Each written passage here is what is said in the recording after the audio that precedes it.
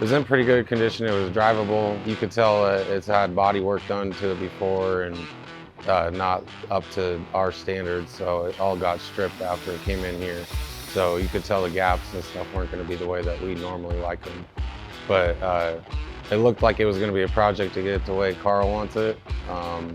But I mean, they all are.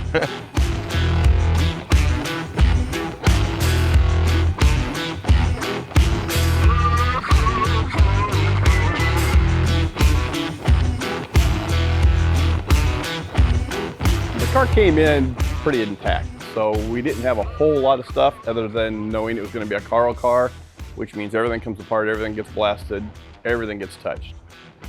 So we knew going in, doing enough Karl cars, what we were going to get into, and it gives us a chance to show what we can do, so we like that. It's a Art Morrison chassis, Willwood brakes all the way around, strange rear end, LS engine, Borla injection, 4L70 transmission. They're Dakota digital gauges along with Holley ECU.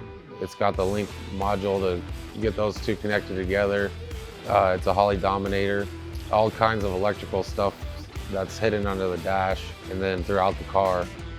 Just different things to retrofit it and make it look like it's old, but it still has all the new features that you would want on any current street rod.